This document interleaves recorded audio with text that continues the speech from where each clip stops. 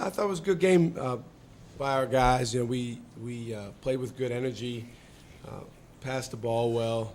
I thought, you know, it was a big point of emphasis for us to throw the ball inside early on. I thought our guys did a nice job with that. And then it was great to see DJ Haley have a career night and Bradford Burgess score over 20 for the first time in a while. It's, you know, really good to see those two guys play well. Just, you know, going out there with a little more bounce in his step, and, you know, he got some open looks, which obviously helps. You know, let's be honest, he's been the focal point of every team we've played, you know, scouting report and defensive scheme. And tonight, you know, the looks came a little bit easier for him. So I thought he got, you know, every one of those threes that he took was a high-quality shot, and he knocked down over half of them. He looked more confident usually. Did you notice that everything he stepped into was... Well, we've been talking about him bouncing into his shot, and that's, you know, I think that's what you're talking about with him looking more confident. So was proud of him just to go out there and play, and, you know, play with confidence. When he's not putting up a lot of numbers, see a guy that takes that to heart, or do you just see it as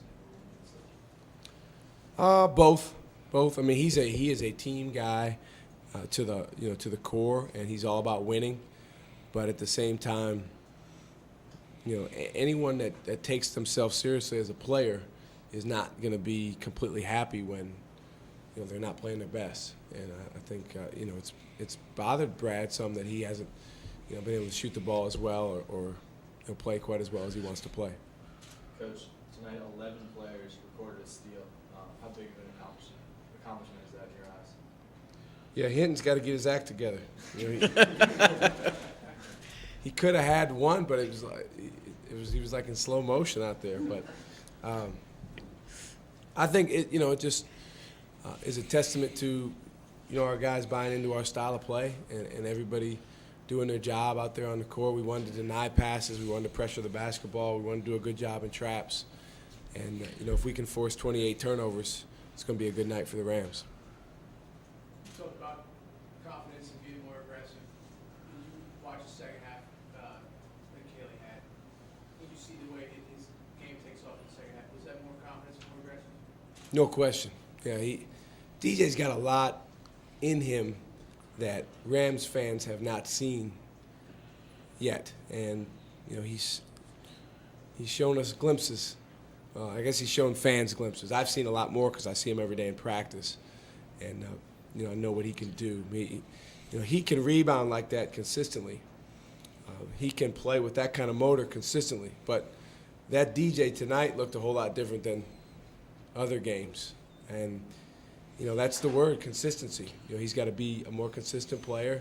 I think from his freshman year to his sophomore year, he's taken a big jump in that area, but you know, still has a ways to go. But, you know, a night like tonight is huge. That's why I played him extended minutes, because, you know, we want him to feel success, and we want him to gain in confidence. Big guys, it takes a little bit longer for them to gain confidence. What do you think as he was dribbling down the court for 3 quarters? I'm a little bit different, Tim. You know, I like to let the big dog eat sometimes.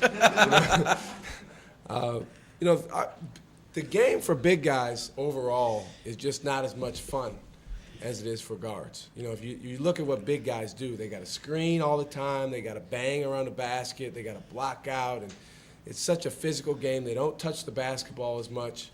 So every once in a while, you know, when they get a chance to make an open court play, they want to show that they can do it. You know, I'm not going to say that I want DJ to try to repeat that play on Saturday, but you know, he's a surprisingly agile player, and he's pretty good with the basketball, handling the basketball. So, you know, maybe in time as he keeps getting better, you'll see that more often. Anything else for Coach Smart? The crowd on Channing Rico. What's that? Do you ever hear the crowd on Channing Rico? Oh, I hear him every time. Yeah, I hear him every time. I usually don't hear the crowd and what they say, but I guess by that point in the game, you know, when they're saying Rico's name, and, you know, our guys have already on the bench by the time the crowd said anything, our guys have said, put Rico in the game. Brad controls those substitutions more than anybody, so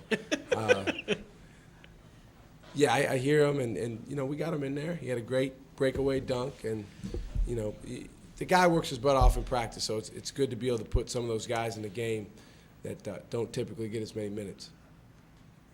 Coach, could you talk a bit about Terry Okafor's progression? He had, I believe, 2 or 3 turnovers, and he also had 2 assists and a steal. Can you just talk a bit about his progression since he's come on? Yeah, Teddy has phenomenal ability. You know, he actually, as a point guard, he has, you know, the most natural point guard skills of anyone on our team. But you just aren't seeing it yet, and he's just not fully comfortable out there yet. He's got to continue to understand how we play with our aggressiveness. He's got to make decisions. The game's played at a faster speed than what he was used to before he got to this level. Now it is February, so, you know, let's go. And, you know, he's going to continue to get some opportunities here and there. We need him to be able to step in and play some minutes, you know, and backing up Darius at times. But, you know, his progression is very similar to that of a lot of freshmen, slow.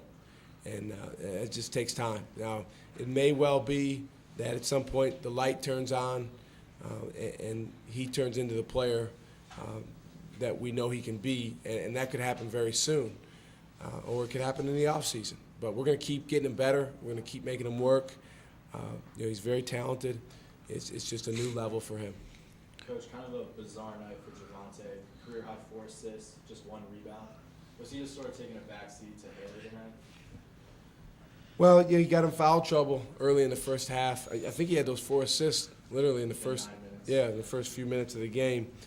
And that was, we were running a specific play where he's the passer, and you know he had some assists right away running that play. But I don't think he tried to take a back seat. He just you know, was in foul trouble and didn't have to do as much for us. You know, Drew's a guy that he stepped up at some very critical times throughout the year. And, you know, honestly, in conference play, he's been our best player, period. And we're going to need him on Saturday to step up big, and I know he's excited about that. Brad had two inside buckets really early. Did you run plays for him to get him going specifically? Yes.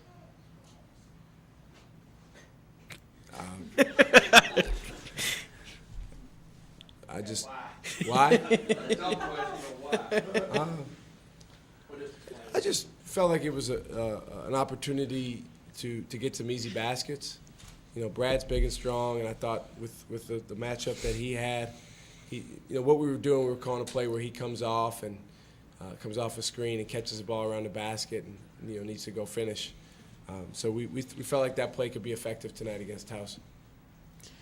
Anything else for Coach Smart? Skeeter, what's up, man? Skeeter, you ready for questions?